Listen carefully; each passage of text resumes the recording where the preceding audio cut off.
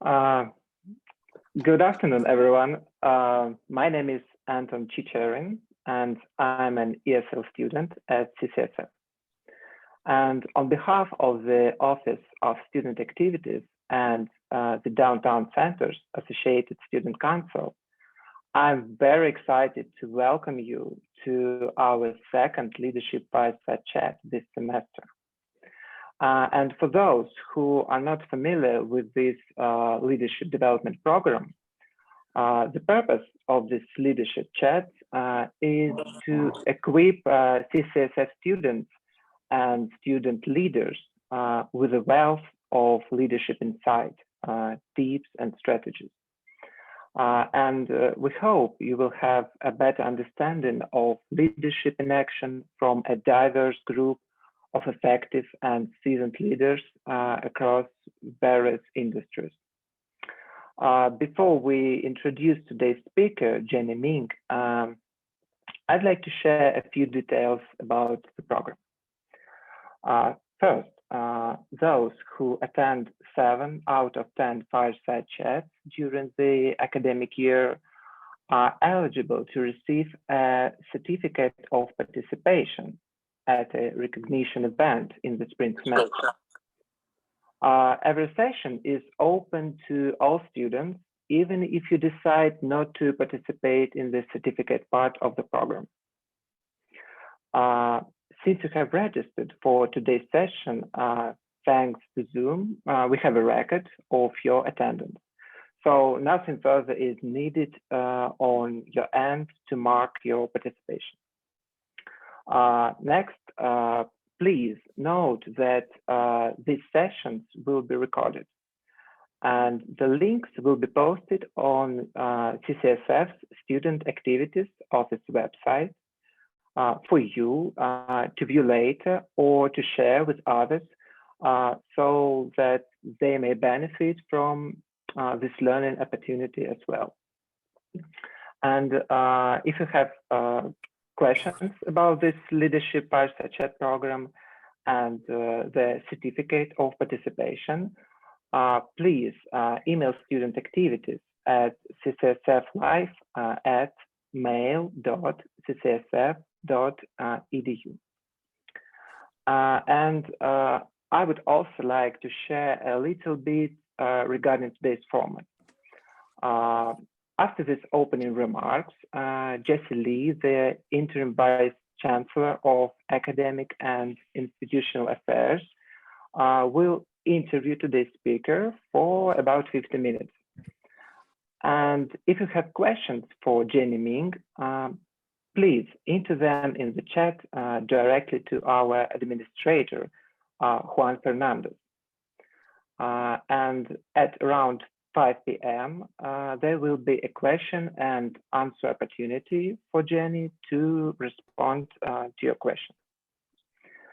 During the last 10 minutes of our time together, we will invite you to share what we've learned today that will help you in your leadership development journey. And now I'm going to turn it over to Masami, who is going to introduce our speaker. Thank you, Tony. Hello, everyone. Welcome and thank you for joining us today. My name is Masami Yoshida, and I am an ESL student and also ASC Downtown Treasurer. I am delighted to introduce today's speaker, Jenny Ming. Jenny Ming is an iconic brand builder, global omnichannel leader, accomplished entrepreneur, experienced board director, and trusted strategic advisor. She is so seasoned retail and consumer product CEO with extensive board experience. She has distinguished track record in building global brands across demographics and channels, from value mass to luxury, and from wholesale to direct to customer. Jenny is a frequent speaker on the future of omnichannel retail, the evolving consumer and competitive landscape, and digital and social engagement strategies. She has been recognized by Fortune, Business Week, Wall Street Journal, and New York Times for outstanding leadership in business. Jenny has over 35 years of industry leadership, co-founding Old Navy and leading the brand from 1 to over 100,000 employees as the president. She has also served as the president and CEO of Charlotte Russe and has over 60 years of strategic leadership and board experience guiding the development of companies like Levi Strauss & Co., Poshmark, Affirm, Barney's, and Gorilla Commerce, just to name a few. She is also executive mentor and coach at EXCO Leadership Development, sharing her expertise with CEOs and other senior leadership executives. With such an impressive career history, it is no wonder that Jenny has been recognized as one of Business Week's top 25 managers, Fortune's 50 most powerful women in business, and Wall Street Journal 50 Women in America Business. I now would like to turn this over to Vice Chancellor Geisce Ly, who will be chatting with Jenny about her leadership journey and experiences. Geisce, floor is yours. Thank you, Masami, and thank you, Tony, for the welcome remarks. So for the folks who are new to this Fireside Chat series, we are just absolutely delighted to have this opportunity to invite a speaker and to invite today Jenny to share her leadership journey with us and for her to share leadership advice, tips, recommendations, and strategies. So again, without further ado, I just want to say thank you all for joining us today, and thank you, Jenny. Seriously, we are just so honored, so grateful, so delighted that you are, taking time out of your busy schedules to join us today. So without further ado, tell us how you got to where you are. Well, first of all, thank you for the invitation to be with all of you. It's truly a pleasure to spend time and to share with you all the years of learning. So as you said, start with my career path. So it's a long one because I'm much older than all of you. So sit back and I will try to make it as short as I can. But I think most people don't realize I actually didn't start thinking about being in fashion retail. When I went into college, I actually wanted to be a home economics teacher. And I know most of you don't even know what that is. It's because it truly dates myself. You have to realize this was over 40 years ago.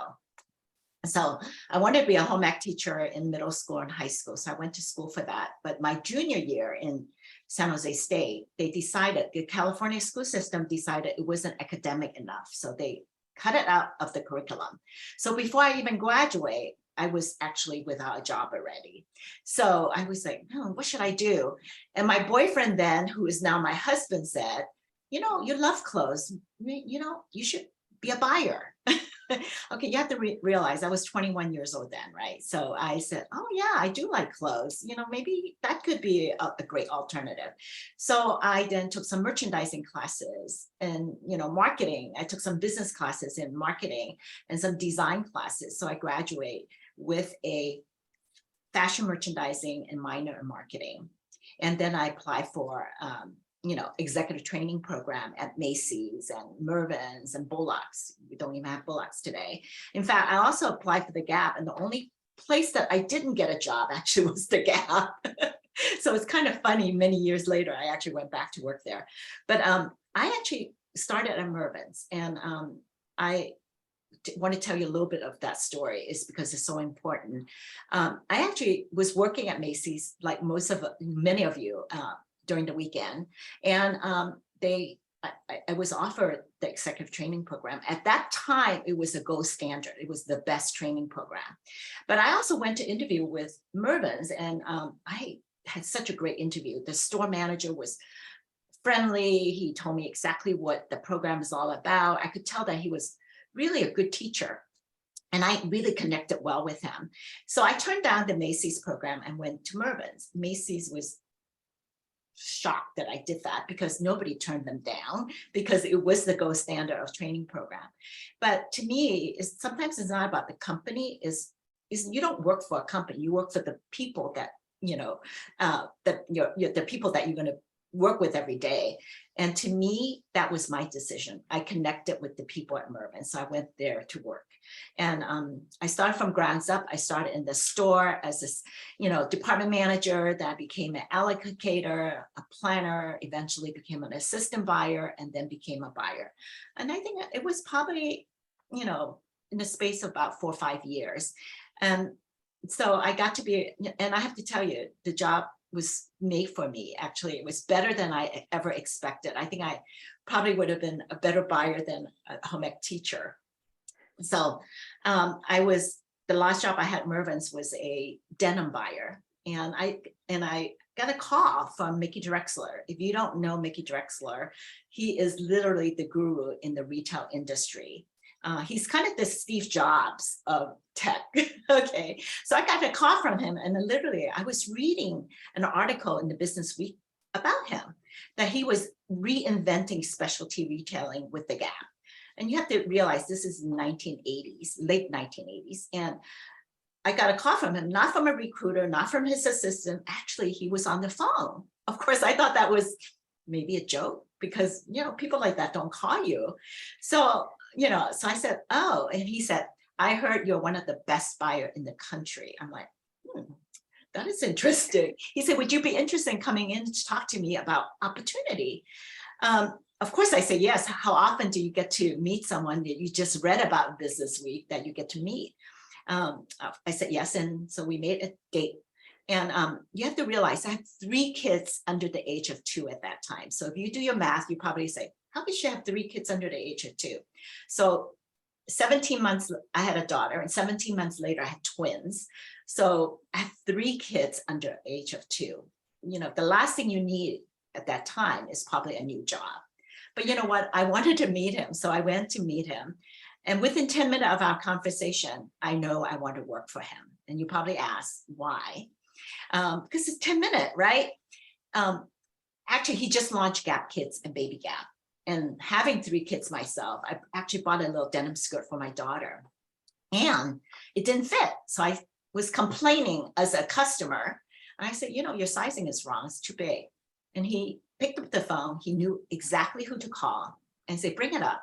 Apparently, they knew about the problem. So he gave it to me. He said, bring it home, try it on your daughter. Let me know if it fits. So I thought, wow, this is like something that happened so quickly. Being at Mervyn's, that would never have happened. If it happened, it would probably taken a year. So I knew I wanted to work for somebody that is really a good listener, that really listened to customer and did something immediately about it. So needless to say, I went to work at the Gap. And of course, he asked me what I was interested. I said, I would love to work at Gap Kids. He said, sorry, unfortunately, we have somebody there. What else? And I said, how about men's? He said, he started laughing. He said, nobody in women's, because I was a women's buyer, would ever want to work in men's because it's so slow. You know, women is where all the action is. I said, no, I bought women's for a long time. I'd love to try something new. So he gave me Men's Active. And it was 5 items, about $50 million. So I want, you know, this is the first time I learned to build product from the grounds up. And I actually, you know, was able to double the business every year. So 50 million, 100 million, 200 million. My 3rd and 4th year, I was promoted to be a vice president divisional merchandise manager. What that means is that small little department became a division. So I was promoted. And by the time I left activewear, 7 years later, it was about almost $1 billion. So I was able to double the business pretty much every year. And so, in fact, I was talking to Mickey, my husband got a new job in Hong Kong. So we were going to bring the entire family back there. He said, oh, I was just about to talk to you. You know, we have Banana Republic in the high end, Gap, but we don't have anything in the value mass sector. You know, with your Mervyn's background and active, we think it would be great for you to start our new division. And I said, oh, you're only saying this because you want me to stay. He said, no, this is really true. The board just approved that yesterday. So I thought it was what an unbelievable opportunity to start a new business. So my husband and I decided to stay, and I became employee number 1 at Old Navy. At that time, it was not called Old Navy, it was called Gap Warehouse. We started that with 11 people. And you know, 11 as a startup, and they gave me 49 stores, the bottom Gap stores. And I could do 1 store in our own vision. And even when they pull out the 49 store, they realized actually lost $2 million, you know, and nobody ever knew that, because when you're in a big company, nobody knew that these 49 store actually was losing money. So Mickey Drexler said to me, he said, if you could break even, I would be very happy. So he said, this is all about learning, because startup is about learning. So we started with 11 people, and I have to say this is February of 1993. But I said to the team of 11, I said, look, if we could make money, we will probably roll out. So we can't just break even, okay? And we were able to get product in August of 1993.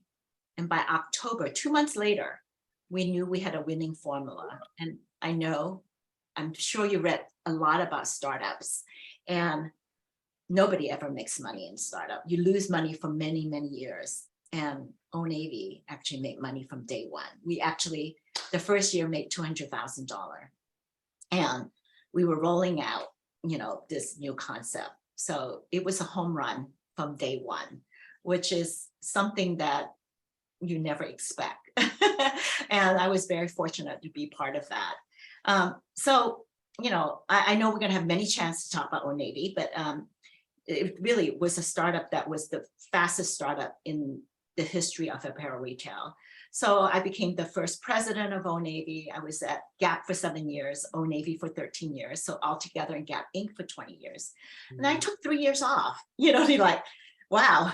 I took time to travel for pleasure versus travel for work. I did a lot of nonprofit, and I joined a private equity. And you might wonder, what is a private equity as an operating partner? Because, you know, I'm used to running company. I never were on the financial side to buy company or assess companies to put a value in a company. I thought that would be interesting. So I did that for about 2 years, and they bought Charlotte Russe for me to run as a CEO. And we could talk a little bit about that later. And then I was in Charlotte Russe almost 10 years. And then a few years ago, I decided to retire and, you know, really just focus on my board work.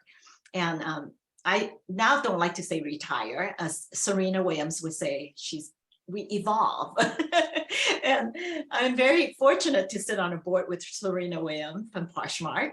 And I so agree with her word about evolving versus retiring.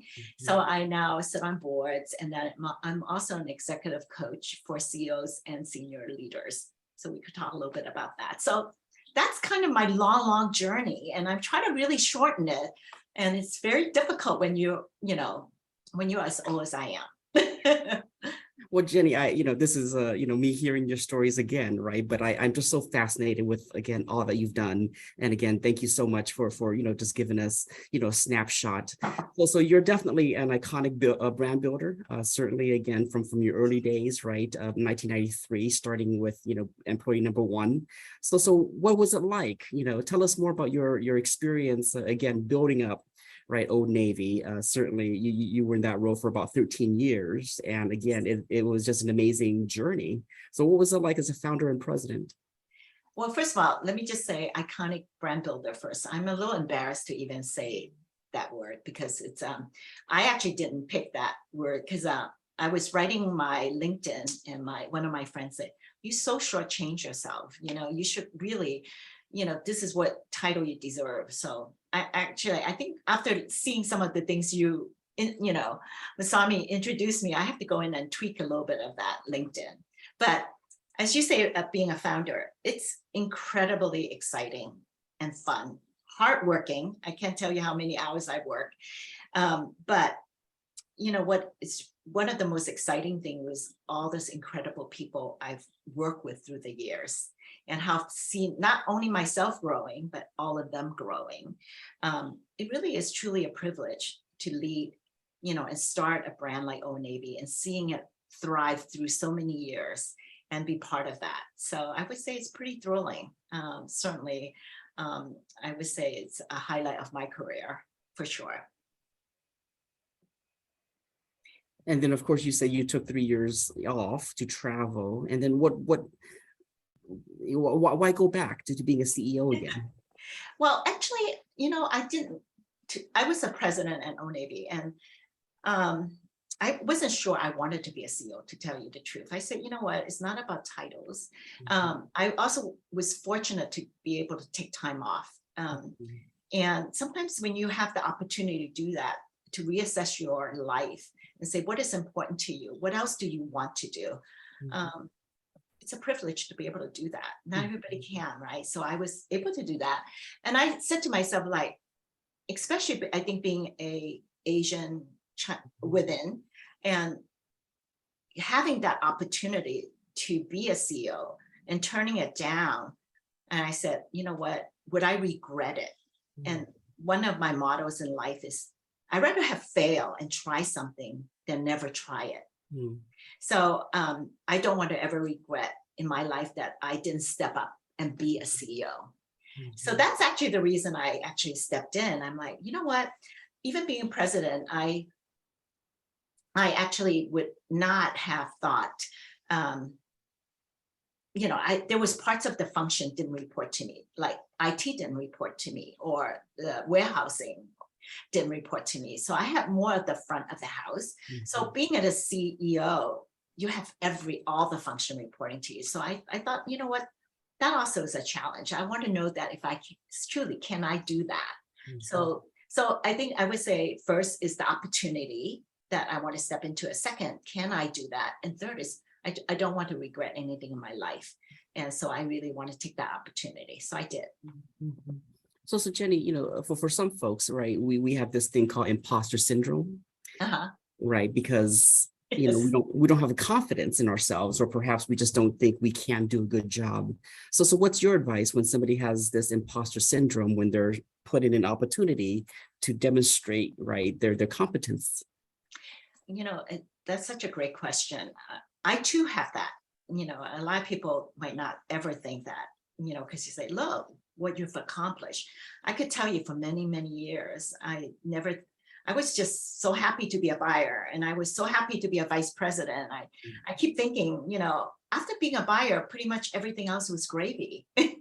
So I think for me was that, so I didn't have I wasn't worried that I would fail, because I've accomplished more than I ever expected in my life already, right? So I think partly is, you have to, confidence is something you build through the years, when you have experience, when you have, successes and even failures. So it takes time. It's not something you get immediately. Just like respect is something you earn, right?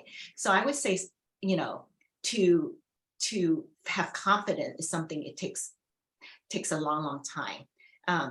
I wanted to just share a little story, because I know some people would not ever expect it. So I used to have a right-hand person that grew up with me at Old Navy.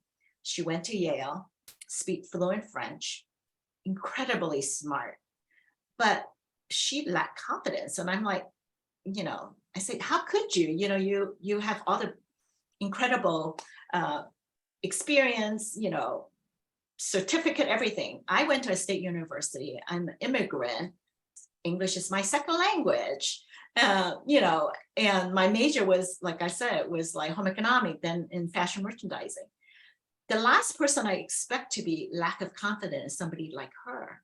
And you know what she said to me? She said, Jenny, the difference between the two of us is people don't expect you to be successful. But all my life, everybody expect me to be successful.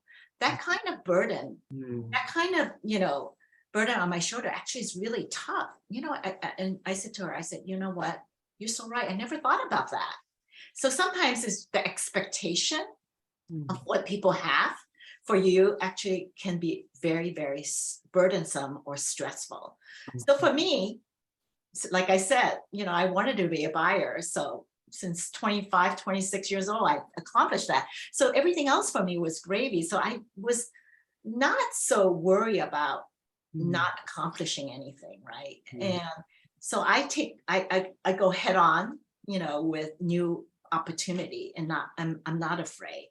So I was able to build up that kind of confidence. Does that make sense? Yeah, absolutely. It's I'm taking notes. I'm thinking, there's something about handling pressure, right? Yes. Pressure from your family, pressure that you put on yourself. Exactly. And I know, I could speak as an Asian woman. My mother wanted me to be a pharmacist, because, nice girl, nice Chinese girl always, to be a teacher, pharmacist, nurse, and she was very disappointed when I graduated from college that, I wasn't one of those, but she did not understand that actually I was horrible in chemistry or in science and math. And, it's because what we think is, what we should do versus what we really truly want to do. Sometimes it's different, right? Right. Well, thank you for reinforcing to follow our passion. Yes. And many years later, in fact, this is another fun story. We were opening a big flagship store in San Francisco. So I was telling my boss, Mickey, I said, my mom always wanted me to be a pharmacist, and very disappointed I went to retail because she thought I was a salesperson, because that's what she sees in the store. And then finally she realized I was a buyer. So then my boss said, as soon as your mom comes today, I'm going to tell her what a big success you are. So she comes to the door of our new opening at Market Street and 4th Street, right? And she's like, Mrs. Zhang, your daughter is like the big boss here. I said, you have to speak simple English to her. So she's like, big boss here. And my mom said, yes, I know, And she said, no. But my mom thought I was the head of the store in 4th Market versus I was the president of the entire brand. And so he said, no, everything. And she said, yes, I know. So I said, Mickey, she's so happy I'm head of this store already. You don't need to go further. So many years later, I finally did an interview in a Chinese newspaper because I wanted my mom to be able to read it, because she really didn't understand what I was doing. So I finally did that, and she finally understood what, some of the success I had.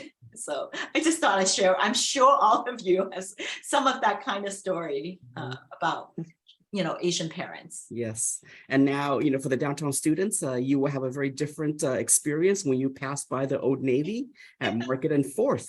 Yes. That was the flagship store, right, Jenny? Yes, it was a flagship store. It was 100,000 square feet. Of course, it's downsized now. And now, actually, I think they cut off half. I put 1/3 of it for Levi's. Levi actually rent that 1/3. So both of the brand I actually am very much associated with. Yes. So Jenny, if it's okay, let's shift to talk about you being an omni-channel leader. So for the folks on the call, what is that, Jenny, and what do you say to an international audience about this, this role? Well, first of all, I think now that you say omni-channel leader, I'm actually going to go into my LinkedIn and make some changes because it's a little dated. Omni-channel is really about channels that you integrate together. So not only stores or e-commerce, how do you talk to that customer seamlessly? So in the old days when I was a merchant, it was very much that you, being a brand builder, you hold on to your brand and control the channel, the customer, you interact with the customer. So it could be the stores, it could be on e-commerce. And then now, fast forward 10, 20, 30 years later, is not about controlling the brand. Actually, you don't own the brand, the customer actually owns the brand. So it's really about be wherever your customer wants you to be. So it could be stores, it could be e-commerce, it could be a marketplace like Amazon or, you know, and it could also be a wholesale, you know, Nordstrom or, you know, Sears or wherever. So what I'm saying is you want to be wherever your customer wants you to be. So it's less about controlling your channel, it's about multi-channel is what I'm trying to say. So, so the omni-channel is still very limited. It's really about multi-channel, but it's all integrated. And your customer base could be slightly different from every channel that you are in touch with. So that's kind of what's happening with retail today. And as for speaking at international, you probably know this. I actually, you know, I've been friends with Priscilla Fong for many, many years. Actually, we went to middle school together, and she's been inviting me to her fashion retail class every year. So I've been speaking to that class from City College, CCSF, for numerous years. So besides that, you know, I also speak, you know, I do guest lecturer for quite a few.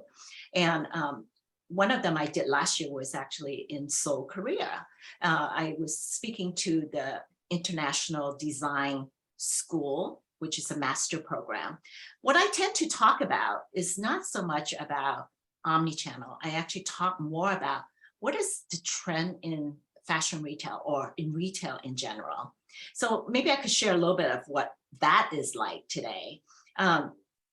First of all, I just talked about the multi-channel, and the old days of fashion is really about having a great eye for product. You know, being a buyer, you have to know, you have to understand trend, and also have a gut about, you know, what is the next trend? What is the next color? Today, I'm not saying that your gut and your eyes are not important, but it's really backed up by actually much more about data and AI, artificial intelligence. So the data piece become actually the driver of a lot of the decision making, which is totally different, you know, 10, 15 years ago. So, and especially an old merchant like myself, how do you incorporate data into your fashion decision making is very, very important. And the great things is that, you know, being on the Kaiser board or the Poshmark board, we have a lot of data. We're very data rich today. So how do you use that data to inform you of the decision making on fashion choices or how you allocate to a store? That actually has been very, very important. So that's one thing, a huge change. Sustainability. I'm sure you heard a lot about that, right? Because fashion is probably the second most polluted industry. You don't know that. So, and you know, being an old denim buyer myself, I've been to many denim factories, and you go in and you see a lot of chemical and a lot of stonewashing, a lot of manual labor. So it's not, you know, you could tell it's not where you want it to be. So the great thing is, you know, the last 10, 15, 20 years, there've been a lot of progress in sustainability. So I'll take Levi's again. It's just because I'm on the board, so I'm firsthand know. So a lot now is not done by stonewashing and chemical. So a lot of our stonewashing is done by laser. So barely any water. And it could be literally minutes and 2 minutes with no chemical. And that's incredible, right? And besides sustainability on washes and finish, recycling material. So I also sit on the board of Poshmark, which is re-commerce and social commerce. All of that has been much more in the forefront. Of course, I've been in fast fashion. Most people always say, well, fast fashion is the most polluted. I looked at fast fashion differently. I look at fast fashion as shorten the supply chain cycle, right? So the closer you are making a decision on buying, you buy less inventory and you're going to be more right. The old days, when you, as a buyer, it could be a year, you are buying next year, 2023. And fast fashion was able to shorten, is not by 12 months, not by 9 months or 6 months, it's actually by weeks. It could be 2 weeks, 4 weeks, 6 weeks. So shorten that will help you buy less inventory. Less inventory is good for everybody. I mean, I could go on and on about sustainability and circularity. That's a huge, is reusing what we have back into, products that we sell.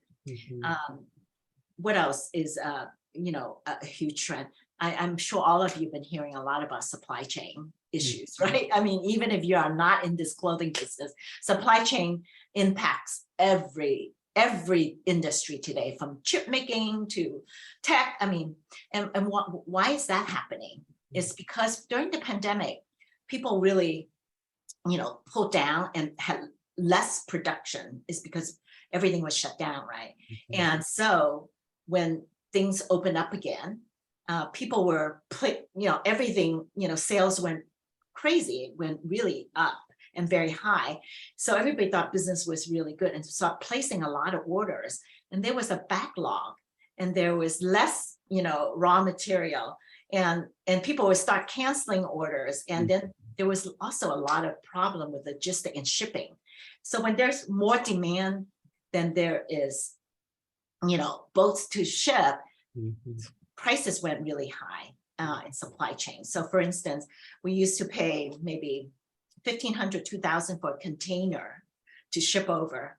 It was $12,000, $15,000. I mean, it could be 10 times greater, which is, again, that's some of the supply chain issues. So these are some of the things I talk about during my talks or international talk, even at City College, and because I want to share with everybody what is happening in the fashion retail industry. So does that give you a little bit of idea? Yeah, I mean, I just, where do you find time to sleep, right? I mean, you're doing so much. Well, first of all, if you have, it goes back to, I love this business, and it's something I always talk about is that, everything is changing, and not just in fashion. I feel I know less today than I did 5, 10, 20 years ago. So I consider myself a continuous student.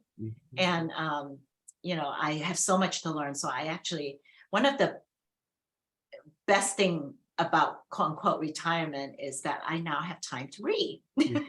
Literally by my bedside, I would probably have a huge stack of things. And also being in various sport has also broadened my horizon and taught me a lot too. So so you have to have an incredible curiosity, and you have to really want to learn at any age. So curiosity and a learning mindset, I would say, is very, very important. Absolutely. So this is a great segue. So Jenny, I'm sure you are a very coveted person. Like you said, just because you officially retired does not mean that you just hang out at home and do nothing. Right? So Jenny, you're on several boards, from Levi to Kaiser to Poshmark, and there's a long list of other boards. So how do you choose which board to sit on? How do you choose what makes sense at this point in your career? I actually, when I first started my first board, like I said, I was very fortunate. I had 6 company organization outreach to me and said, would you be interested in interviewing for our board? So I actually did talk to all 6 of them, and I couldn't decide because they all were terrific. So I called Mickey, who's my boss, because he sat on a lot of board. In fact, he sat on Apple, Williams-Sonoma, Warby Park. he sat on a lot of board. And I also called my friend, Jean Jackson, who sat on McDonald's, Nike, Nordstrom. I said, how do you decide which board to sit on? And they both gave me the same answer, which is a really good thing. He said, whoever is the leader or the CEO is 90% of your decision making, because how a company is based on the leader, which is true, right? And then he said, he and she both said, it really depends who, you're going to contribute, but you're also going to learn a lot. So the people on the board also is a decision making. So the other 10% is aligning your value and all the other people that's on the board with you. So your leadership, the CEO, is the number 1 criteria, and then who else is on the board and the value of the company is how I make my decision. So of the 6 company, when I first decided to join a board, Lululemon was one of them. So of course, everybody thought I'm going to join the Lululemon board because it's fashion, it's up and coming. Yeah. And I didn't. Actually, I joined Kaiser, which everybody probably say, why? So I said the same thing when I met George Halverson, who at that time was chairman and CEO. This is 16, 17 years ago now. And I said, first thing I sat down and had dinner with him in Oakland. I said, why would you be interested in me sitting on your board? I know nothing about healthcare. And he started laughing and he said, I know that. We have lots of people that know about healthcare and medicine and doctors and hospital. I don't need another one that knows that. I need someone on the board that know about people. And you know about people. You know about customer. We don't treat our patient like customer. We tell them what to do. Actually, in the future, we need to influence them. We need to educate them to make the right decision for themselves. In the future also, healthcare is not about sickness. When we think about doctors and hospital, we think about sickness, right? He said, actually, healthcare is about wellness. Of course, it is about wellness now, but think about 16 years ago, 17 years ago, that word wellness is not even in our vocabulary. Right. George Halverson said that to me. And I'm like, wow, this is so enlightening. And I get to do something that I know nothing about, but they value what I know being a retailer in the healthcare industry. I said, this is kind of new. And I think I could learn a lot from it. So I actually turned down all the other 5, Lululemon included, and joined the Geisce board. So the reason I want to share this with all of you sometimes is don't do something that is comfortable and what's expected of you. Think about what you can learn and take the risk. I think when you're the most uncomfortable is when you learn the most. So that was my first board. And of course, it's very intimidating because my first board meeting, there was like 30 people in there. They are super smart, knows a lot about health, medicine, healthcare. And here I am, I buy clothes as as a career. But you know what? I have to remind myself why I was invited a seat at the table was because I know about people, right? So of course, through the years, I have joined Levi's. It's of course a board that I do know a little bit more about.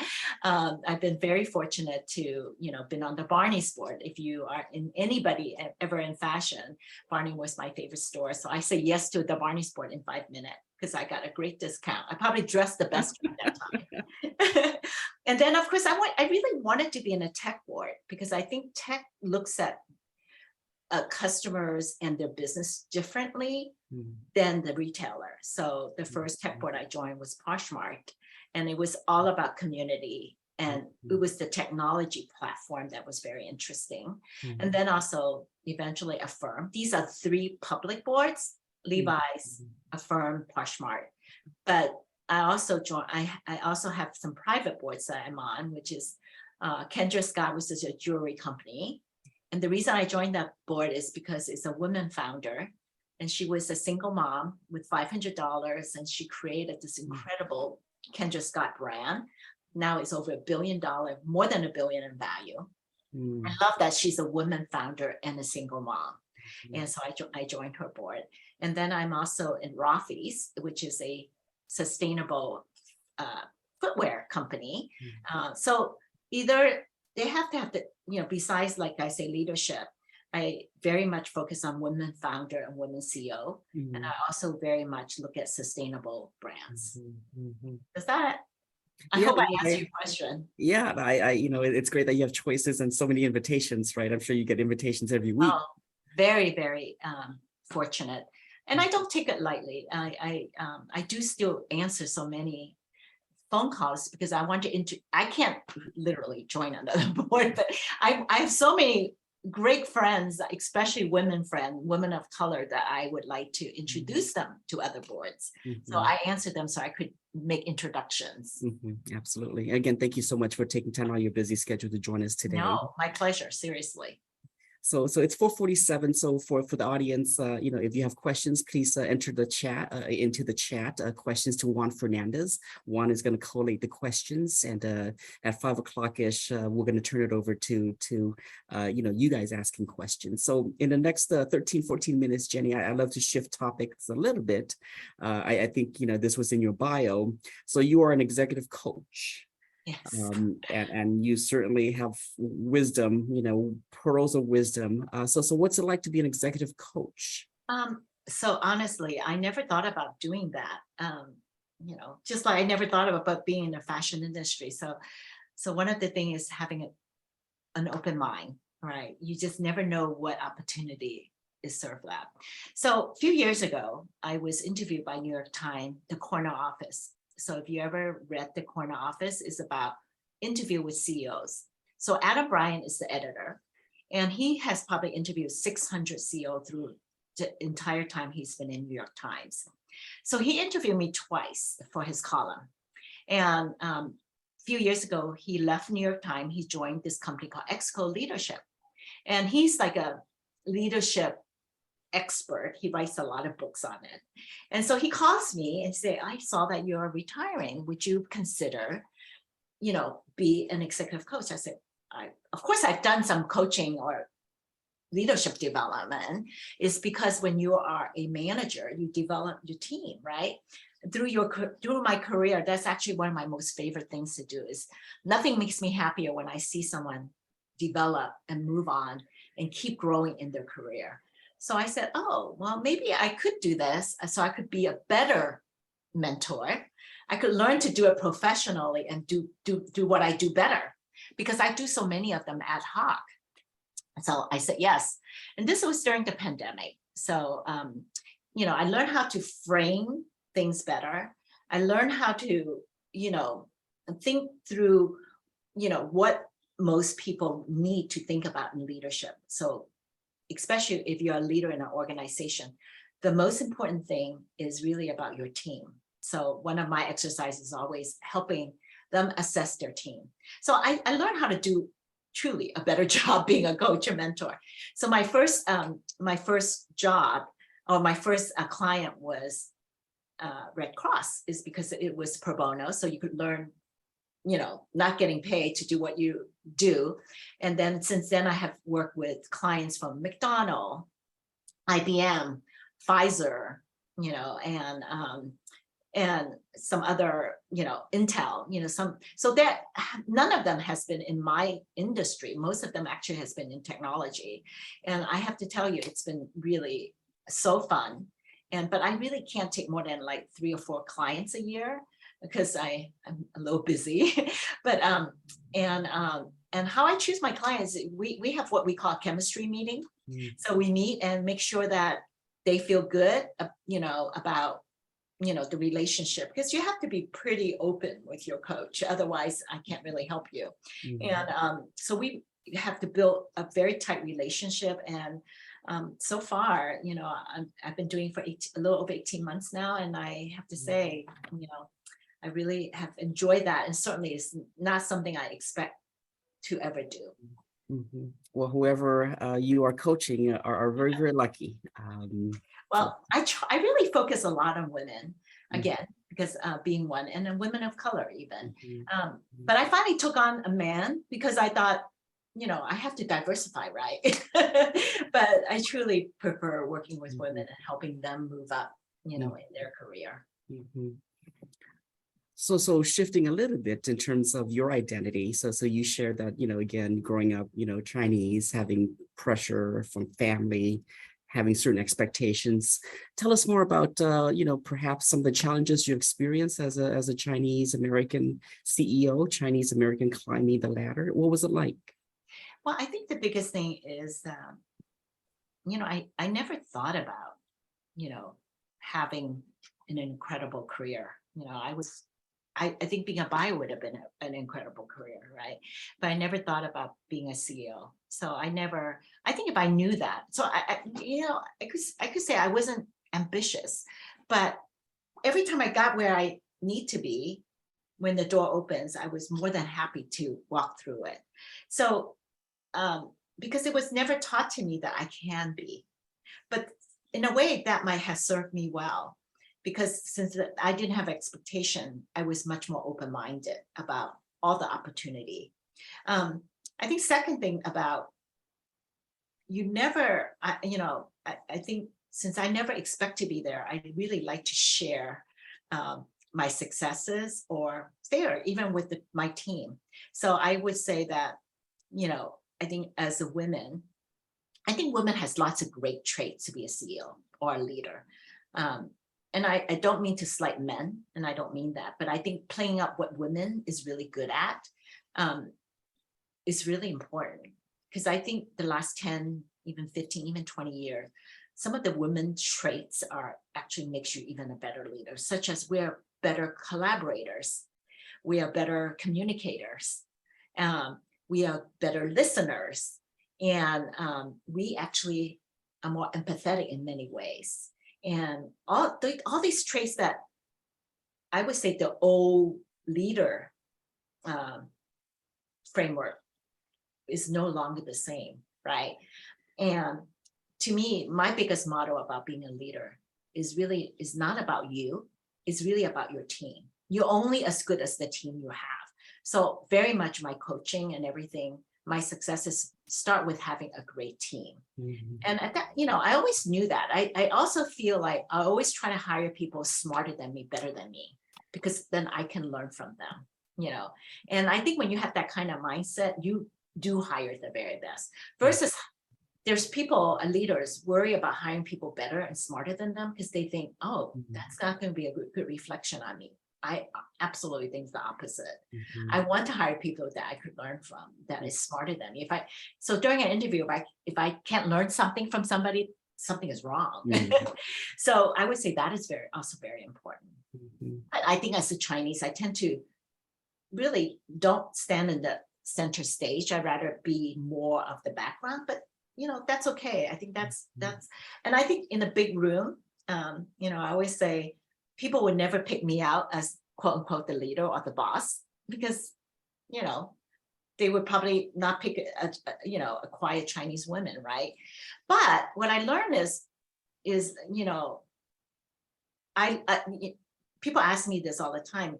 What do you need to do to be recognized? I say, you know what? I don't worry about that. I said, in fact, I'm kind of look at the glass half full.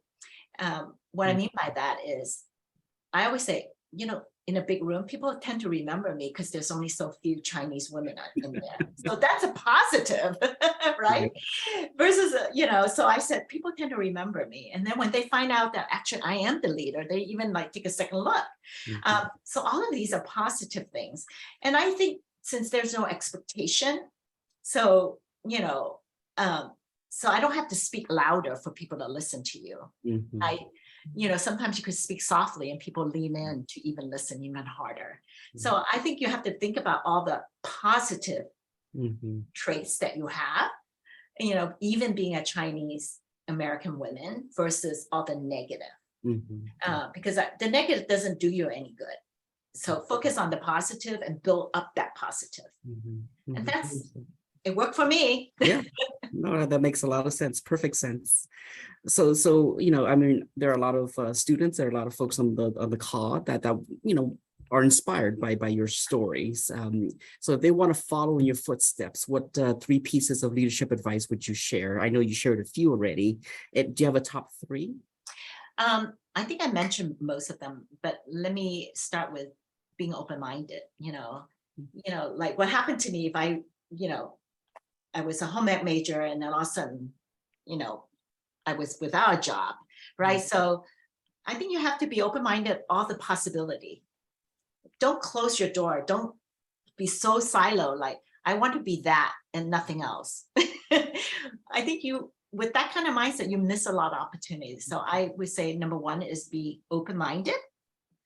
And then second thing I would say, take risks in your career. Your career is a long journey. And don't be afraid. A lot of people only want to step up.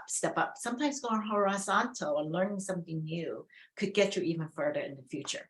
So even at Old Navy, when like I said, I was employee number 1, I can't tell you how many people thought it was such a wrong move. In fact, they thought I was crazy. They said, why would you leave Gap brand, which is at that time the best well-known brand, very successful, to start something new? They thought literally 80-90% of people thought I was crazy. And of course, a few years later, Old Navy was very, very successful. People were like, wow, Jenny, you were brilliant. How did you know it was going to be successful? Of course, I did not know. But what I did learn was that whatever success or failure, I'm going to learn a lot through this process, right? So I didn't look at it as a risk. I look at it as an incredible learning experience. So what I would advise all of you is to take risks in your career, try something new, because you don't know, especially if you don't know, if you haven't found your passion yet, the only way you're going to know is keep trying. And I have to tell you, when you find something you're really good at and you're passionate about, it makes the world of difference. And there's no age limit to your career. I mean, at my age, I'm still working. So I just want to share with all of you, don't be so like, by 25, I have to be doing this. By 30, I have to be a vice president. But I had none of those things. And so to me, don't set yourself a timeline to the point that, you know, you lose perspective for what the possibility, opportunity you have. And I always say the last is, you know, people say, how could you be successful in something? I always say, you know what, deliver more than is expected of you. And by that, it's not just doing your job, you know, clocking in 9 to 5, doing your job and then move on. Since I love what I did, I never really felt my long hours or, you know, traveling on weekends was a hardship, because to me it was exciting. It was fun. It was incredible learning, and always exceed, you know, people's expectation of you. So deliver more. This is how you can keep moving up. Well, that's solid advice. Absolutely. So Jenny, I have one last question, and then I'm going to turn it over to, you know, Svetlana to do the Q&A. So you've done a lot. You are leaving an amazing legacy. Is there one more bucket list item that you might want to tackle? Is there one thing? I'm sure most people would say travel, but, you know, I've traveled quite a bit. You know, I'm several million miles in United. So I actually would love, and people don't know this, actually, one thing I've been trying to do is on my bucket list is to write a cookbook. I'm actually, since, you know, all of you know, I'm a home ec major. I love to cook. I'm an incredible baker. So I started writing my cookbook, and, you know, within that 10 weeks I was writing it, I gained 8 pounds. Okay. I gained so much weight, I have to like stop. So I'm going to go back to it, but I have to space it out so I wouldn't gain all this weight, because it's really much more about baking than cooking. So that's my bucket list. I'm going to put out a cookbook one day. Oh, well, I love to be one of the first to buy it. Yes. With your autograph. Thank you. Thank you so much. But it's, you know, I think it's so important to have other interests besides what you do in your career, right? So, and most people don't know that I actually love to cook and bake. And I used to bring a lot of food to the office, is because, you know, whatever I try or test, I would bring it in for somebody else to eat. Right. Well, Jenny, it's 5 o'clock. I want to be respectful of your time. I know there are a lot of questions that folks want to ask you as well. But again, before I turn it over to, you know, Svetlana, I just want to say, Jenny, thank you so much. I enjoyed thoroughly listening to you, and certainly we can go on for another hour. But again, thank you for being such an inspiration to all of us. No, thank you. Thank you for spending time with me. It's really, it's a pleasure, and it's fun. So Svetlana, I will turn it over to you. Thank you for facilitating the next Q&A session. Hi there. You are on mute, Svetlana.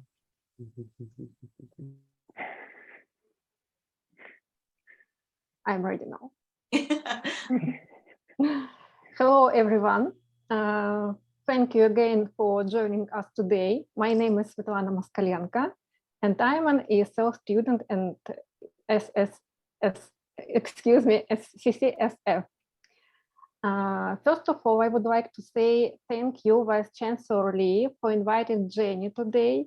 And thank you, Jenny, for taking time out of your busy schedule to share your amazing stories and experience with us. We have learned so much from you today. Thank you. Exactly, I have never been to Old Navy in San Francisco because I am US only for 3 months, but now I am definitely going there. It's 100%. Thank you for your amazing stories. And about our Q&A session, our portion, I see that we have several questions from our audience. And I would like to say again, if you have questions, please feel free to enter them in the chat to our administrator, Juan Fernandez. And for the next 18 minutes, I will facilitate this Q&A portion. And I think we are ready to get started. Is it okay, Jenny? Can we start with our Q&A session? Okay. Yeah, nice. So our first question is about Jenny's education. What is your educational background and did it match your career path? Yeah, like I said, I was a home ec major, but I would say, it's not so much what I learned or what classes I took. I think the best kind of education when it broadens your horizon, gives you, like I said, I took a lot of home economic class until I realized I wasn't going to be a home ec teacher. Is when I start to broaden. I took some fashion merchandising. I took business classes that I would have never taken. So I took a lot of marketing class. And during that time when I took those classes, I really learned so much from it. And I actually really enjoyed it. And if I didn't have to take it, I probably wouldn't have taken it. So my advice is that take some classes that you think you would enjoy and outside of your study, because sometimes it opens up new ideas and new doors to you. But I think getting a degree, an AA degree or a 4-year BA or BS degree is probably a really great discipline during that time to go to school, and not only learn from your teacher, but learn from each other. And also, I have to say, it's probably the best time of your life because you are not totally 100% working yet. So I actually, had roommates in college who are still they are still my best friends. So it's not just about learning in the classes or the subjects you have, but really about learning about life. During that time when you're going to school is probably the most invaluable. Thank you. Thank you for sharing with us your experience about your education. And the second question is about your success, because you're incredible successful woman. What is your secret besides education and your hard work all this time? What role does your personality traits? I think there's a few things. I would say start with that I am, incredibly curious, and I have a very much learning mindset through my entire life. I'm always excited about learning something new. I love to read. I love to talk to people and learn from them. So I would say, having incredible curiosity and really continuously learning is a key to success. And I think second is really about people. In retail is not about, being in my office, sitting by myself doing the work. And retail has so much to do with your team, because there's a lot of people out in the field. And then also the team you have at headquarters, and also your customer is people. So I would say for me is really about loving and being with people. And I have a very much comfort to, to talk to people, to understand about them. And that also feed into, being a good retailer is about your customer and your team that you have. So I would say those two is probably, help me in my success. Did you learn some psychological sciences? Or this is like your originally? Actually, I didn't, but, of course, during my career, I've been tested a few times, on, like what are my strengths, and there was one thing that really stood out. And, I won't tell you all of those, but, one thing, the coach or the people that were testing me, he said, you score extremely high on self-awareness. And I said, well, what do you mean by that? And she said, well, most people actually, you probably score the highest I ever seen, which is like 90, the high 90s percentile on self-awareness. And self-awareness means you're comfortable of who you are, and that you are not afraid, to win or lose. And that you put yourself out there, and that you are comfortable, and you know what you value, you know what you value, what you don't value. So being self-aware was really score very high. So I would say out of all the psychological tests, I actually still have stacks of them, you know, in my file somewhere. But that one thing really stood out to me, that she said that I score extremely high on that. Thank you. Thank you for your answer. And the next question is about your challenges as a leader. What kind of challenges did you face being CEO? I would say some of the challenges is, about communication, because, as many of you, English is my second language too. So when I have to get up in front of a large audience, it's scary. Sometimes it's like I have to take a step back. So I would say, that's one of my main challenges, is speaking in a public, confidently, and be able to articulate what is in my head, to be clear. So the only way I could do that, I always say, is to practice, right? And so during that time, in fact, the Gap actually hired someone to teach me how to speak in the public. But, he was a typical white male, older gentleman. So everything he taught me was very much like him, but I'm not him. I would sound totally ridiculous, sound like a man, or, a Caucasian man on top of that. So after 2 lessons, I said, no, this is not for me. I said, I sound ridiculous. It doesn't even sound like me. So I said, you know what? I have to learn to communicate how I am, who I am. And so I actually took a lot. Whenever anybody ever invite me to speak, I would say yes, because that's the only way I could get better, is to practice and do more.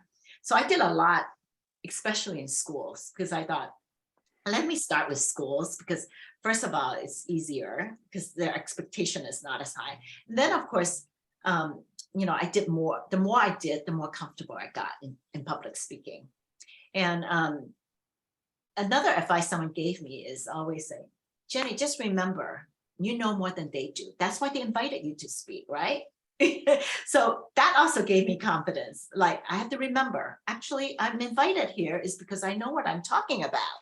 So, so you just have to remind yourself some of that. So, or sometimes when I'm sitting on a board and the conversation, I'm like, I'm not really sure what they're talking about. I feel sometimes lacking. And then you're like, Jenny, you're not going to know everything, but you're invited on the board. Obviously, they think something of you, right? So you have to, it's okay. You have to remind yourself sometimes.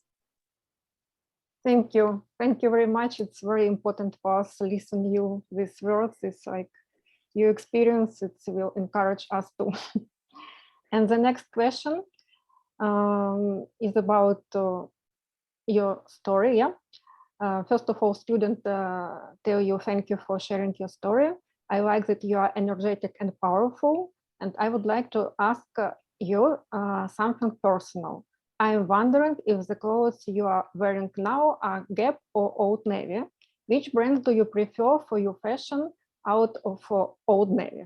Why? Well, of course, when I was in Gap and Old Navy, I wore a lot of Gap and Old Navy. But now that I'm on the Levi's, I wear a lot of Levi's. I only wear Levi's jeans. But this is, after the pandemic, I have more clothes than most people, okay? I decided to clean up my closet, but I don't sell on Poshmark, right? And I shop my own closet. I realized I have so much clothes. So this is something probably like 10 years old or 15 years old. And I bought this in Korea, when I was shopping. Korea is one of my most favorite places to shop. And it's still very, it's a short little jacket. And so, I wear a lot of different brands. I wear a lot of brands that I am associated with. When I retire from the Gap, they gave me a discount for life. So I have discount for Banana, Gap, Old Navy, Athleta for life. But I also have discounts from, of course, Levi's and Rothy's and all of that. So I wear a lot of those brands, but then where possible, when I find something that is special, of course I like that. But now I buy a little less is because there's less opportunity going out, right? So, and to me, I have so many clothes that I don't wear already, so I don't buy more. Thank you. You are open-minded, that's why you prefer different brands. So Yes. one of trait. Okay, thank you, Jenny, for your answers. And we have one more question. More than one. It's about starting students' own business. Someone who wants to start their own business, and student ask you, could you make some recommendation for someone who wants to start a business? Well, that's such a loaded question. Of course you should, but how? And first of all, I think you have to do a lot of research. It's not just like I want to start a business and I'll start a business. So what I mean by doing it is like you have to start doing research. Who are your competitor? Who's your target? What are you trying to do? What makes you different than everybody else? Why would they come to you? So you have to have a differentiating factor. What is your business model? What are you trying to accomplish? I mean, I could go on and on about all those questions. And are you going to take in a partner? Are you going to be, are you going to start a business with someone else? And so, because to me, it's really hard for one person to have all the traits. In fact, I was mentoring, somebody that's just started a business. He just got funding from a friend of mine, a VC firm. And my friend asked me, I said, Jenny, can you mentor him and help him? So he's right in Berkeley and he's doing something pretty fun and fantastic. So I said, okay, his name is Jordan. I said, Jordan, what can I help you with? And so he was telling me his idea. I said, well, tell me how many people you have. And who's doing what are you doing? And then he was telling me, I'm like, well, you're doing everything. I said, do you have other people that help you that are expert? And after our conversation, I realized he doesn't have anybody that is specialized in finance. I said, you need somebody who is very financial, that is looking after your books and making sure. And he said, oh, I thought I was going to bring somebody on later. I say, no, you need somebody now. So I think it's so important to have someone that mentor you through this and could ask you a question, but also, are you going to bring in partners?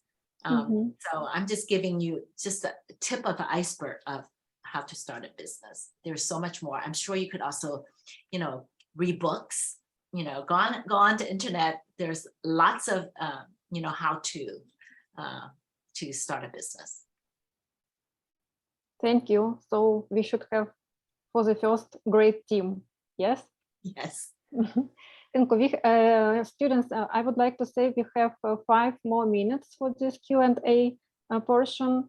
Again, if you would like to ask Jenny a question, please enter it in the chat to Juan Fernandez. And I'm going to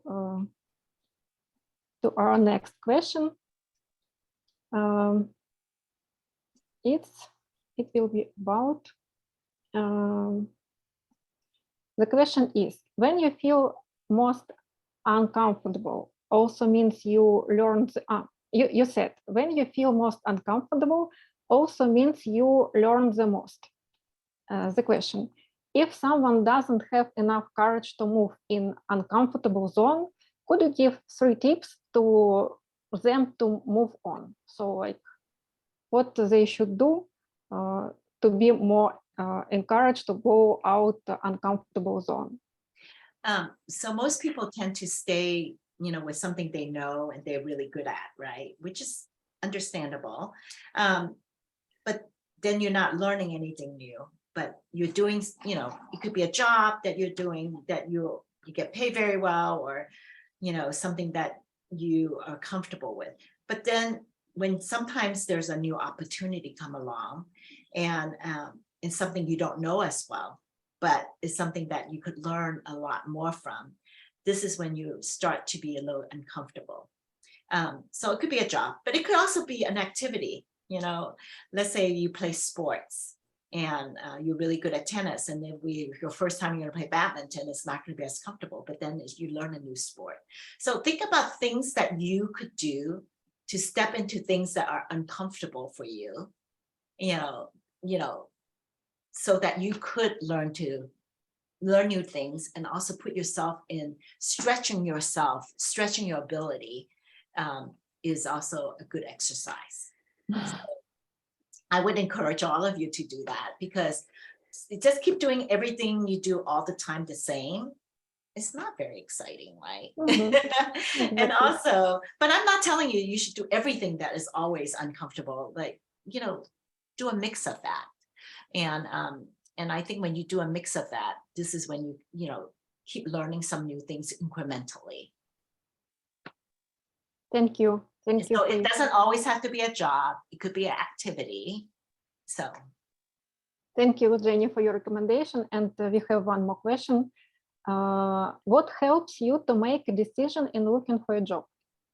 Could you tell us who was, this is like 3 questions in one. Could you tell us who was your mentor and who is a leader you admire? And the 3rd part, could you tell us what trait you are looking for in your friends? Okay, well, I would say, well, my mentor, I have so many of them. I would say probably, you know, my managers that I work with through the years has been my mentor, because they have taught me a lot, and they looked out for me, encouraged me. So probably the most, you know, important mentor would be Macy Drexler, because I worked for him for 15 years. And he, I learned really how to be a really good merchant and a smart business person, really with him. He taught me how to have a point of view, how to speak up about my point of view, how do I influence people to understand my point of view. So that was very important learning. So I would say he's one of them. But, you know, I have so many other mentors that through my years, you know, it's probably too long to even mention. So that's one of your questions that you have. What was the other, since you asked me so many? What helps you to make a decision in looking for a job? You know, what helps make it, you know, when I think about all of them, it really almost comes down to what kind of challenge is it? You know, what would I do well? What would excite me to get up every day to do this? So my first time that I left the Gap to start Old Navy, I felt, you know, I was getting very comfortable. Like I said, you know, I grew the men's active business tremendously, and I've been doing it for 7 years. So it was really time to move on. So I didn't think twice about it. It's because I was ready to do something new. And then when the CEO is Charlotte Russe, is really about, can I really be the CEO? Can I really, the buck stops with me? Can I build a new team? Can I have visions to start, turn around a new business with a new business model? I mean, all of that got me excited. It's almost, can I do that? You know, it's reassuring myself all those years, what I've learned, can I really do this? So that was a lot of the decision making I asked myself, and again, this is me. It doesn't always have to apply to all of you. For me, is always looking for, what can I learn? What can I do? What is it a challenge for me? So that very much is my mindset. Okay, thank you. And the 3rd part of this question, could you tell us what trait you are looking for in your friends? Traits that I look for a friend. You know what? You know, that's such a good question. I would say probably the most important thing is, for all my friends, my best friends are ones that are my college roommates. So it tells you, I love that we are all come from different industries. So it's not like all my friends is from the same industry. So we talk about retail. No, you know, one of my best friends is a banker. One of them is an accountant, and one of them is a teacher, a principal. So I love that when we're together, we talk about many different things. We talk about our children, you know. So I would say I like friends that really is not who you are, but what you are. certainly they don't look at me because I was the CEO of blah, blah, blah, or I started owning. They could care less about that. So it's really about our long history of friendship. I also love friends that are very caring. They are there, during the good times and the bad times, so, that's important to me too. It's really important that they are there for you. And Yes. so I would say those are the traits I look for. Thank you, Jenny, for your sharing with us your amazing experience. I can't even tell how much it was impressive for me. And we are going for our next portion. And now I'm going to turn it over to Mayara, who will facilitate the next portion of our event. Mayara, thank you, Jenny. You're welcome. Thank you, Svetlana, for facilitating the Q&A questions, Q&A portion of our event. And thank you again, Jenny, for answering some more questions from the audience. We really appreciate you sharing helpful tips, lessons learned, and sage advice. I personally loved hearing about your experiences and lessons, and especially when you mentioned that you prefer failing. I wrote down your words. You prefer failing than never have tried, right? And it's so interesting how when I applied for my ASC position as vice president, the quote that I used in my interview was a quote from Thomas Edison, which says, "I never failed. I just found 10,000 ways that won't work," right? Yeah. So you just keep trying. You're gonna learn from your mistakes, embrace your mistakes, and don't give up, right? Yes. So yeah, it's amazing. Thank you very much for sharing that experience and lesson with us. My name is Mayara Freitas. I am a ESL student at CCSF. And now I'm going to facilitate the last portion of our time together, which is to invite everyone to share what inspired you today or what you have learned from Jenny.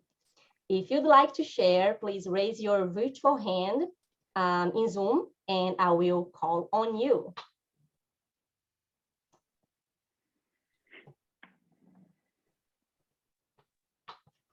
I'm looking for some hands in the participants. Feel free to raise if you'd like. Yeah, I see Ni Pham raised her hand. Hello, Ni, what would you like to share? Yes, I would like to say thank you for coming here today, that I learned so much. And my takeaway was how you shared that to broaden your view, because I really like to stay in my comfort zone, and it's really hard for me to try new things. So hearing your story and how your major and how you learn other things, and then you do in your career, you try in so many positions, that really inspire me to try new things today and learn new things. And the other one was to be curiosity of everything and be a lifelong learner. And that's really impressed me. And thank you again for inspiring us and sharing your story with us. And I feel really privileged to have the opportunity today to hear your talk, because it's totally changed my mind a lot. Thank you. Thank you. Thank you for saying all you said. I really appreciate it. Thank you very much, Ni, for sharing that with us. I appreciate it. Let me see if we have more hands. The participants. Yes, we have Heather Brand. Go ahead, Heather. Thank you. Hi, thank you. Thank you so much, Jenny, for your time today and everything that you shared. It was a wealth of information and knowledge. Similar to me, I really appreciated when you talked about how throughout life you continue to evolve and grow, and how confidence comes with time. So those are some of the things that really stuck with me today. Great. Thank you. Thank you so much. Thank you, Heather, for sharing that. I see another hand up, which is from Fong. Is that right? Thank Thank you. you. Hi, Jenny. Good evening. Hi. Thank you for your time. I feel like you just took all the words out of my mouth this whole evening. Yeah, it totally relates from what I'm doing currently. In short, I'm actually in the tech space. Every day, I'm always questioning, do I belong in this space? I don't know all the answers, but that's okay. That's where you get uncomfortable, get a little uncomfortable, and really ask yourself, tell yourself that you don't have all the answers. And at the same time, know who your stakeholders are and know who your team, and try to practice that communication. That's something I'm learning as we're speaking. So yeah, thank you for sharing your experience. And I have no knowledge in retail, but I've been a loyal fan of Gap. So and I do remember Mervyn's. That was, you brought me back to memory lane a little bit. So thank you. You're welcome. Thank you. Thank you very much for sharing your opinion, Fong. And now we have 1 more minute for 1 more comment. If anybody would like to share something else before we move on. How about if I share one thing? I love the idea. So I sincerely mean this, because people don't always, but honestly, if I could be where I am today, all of you can. So I sincerely mean that, because I would be the last person, if you met me when I was your age, you would not think I would be the success I am today. So all of you can be where I am. I know that. And so I just wish all of you the very best in your future. And you know, the future is really yours to have, but you just have to reach for it and go for it. So so I'm just wishing all of you the very best. Thank you very much, Jenny. Just for us to move to the next part, I just would like to ask you, Jenny, if you have any final leadership advice that you'd like to share with us. I think I shared that already. Like I said, I really truly, you know, I was very much an ordinary student. You know, I hold down jobs like all of you do. So, you know, and if I could be where I am today, I mean, seriously, all of you can. I know that. So I just want to share that part with you, because I think lots of people don't realize, you know, I went to City College, I went to State University, you know, I worked at Macy's, you know, I'm very ordinary. So, but, you know, of course, you have to work hard for it. You have to find what you're passionate about. And when you do that, you too can be successful and exceed your own expectation. So Thank you. I just want all of you to be able to do that. Thank you very much, Jenny. And we really resonate with you. I personally do. So thank you very much for sharing your time with us today. We are at the end of our time together. Thank you, everybody who joined today's Leadership Fireside Chat. It was truly an insightful learning opportunity. And again, a very special thank you to Jenny for joining us today for this very special Leadership Fireside Chat. We are truly inspired by you and your stories and are honored to have you as one of our most notable guests. Thank you. Thank you so much. Have a great weekend. Thank you, Jenny. Thank you, everybody. Bye-bye. Great job, student facilitators. Yes. Thanks, everybody. Great job, everybody. Have a wonderful weekend.